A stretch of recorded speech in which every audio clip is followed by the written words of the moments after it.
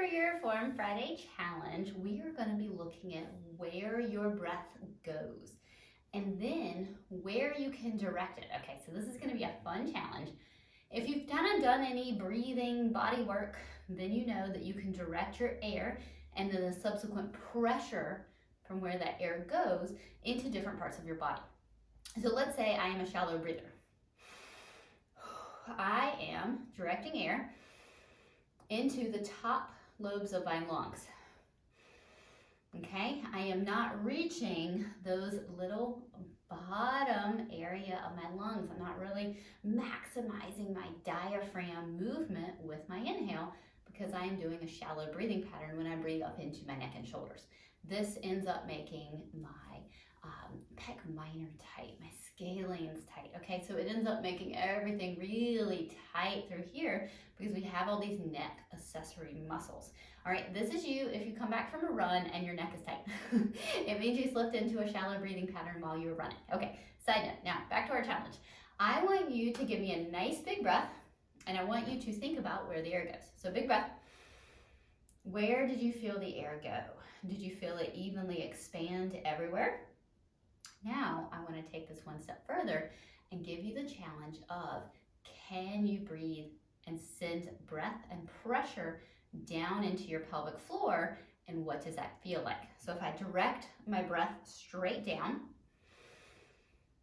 what do you feel? Do you feel your pelvic floor kind of expand out a little bit? Do you feel it kind of give a little? Does it make you feel unsafe? Does it feel like, whoa, that is a lot of expansion. I don't feel like I got anything kind of holding things up there. I do not want to breathe down.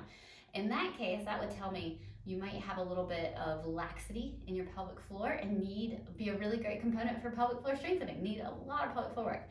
Now, if you try and you breathe down and you're like, Sarah, I don't even know what you're talking about. There's no expansion happening. I just feel like I hit this wall. The air isn't moving past my belly button. Air and pressure isn't moving past my belly button.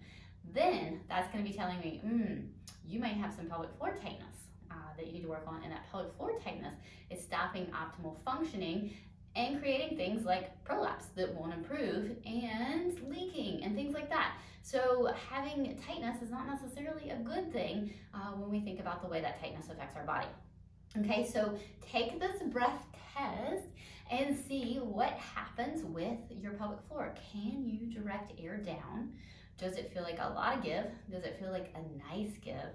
And does it feel like, or does it feel like it kind of hits a wall? And that is going to be your challenge for today for feeling your body. And if you can't feel it at all, you're like, I can't, I'm just like, up in here, and I'm so anxious that I can't sit and breathe into my body and feel where that goes, then I'm going to recommend you start meditating today. If you don't have time, that means you need double meditation. All right, so start meditating so that you can have that mind-body connection, because that connection only comes through practice, and it is one of the most beneficial tools for helping you implement any type of physical change that you want to happen that requires a little bit of directing through the body. All right, so how did you do on the challenge? Were you able to feel the air and pressure go down, or did you hit a wall?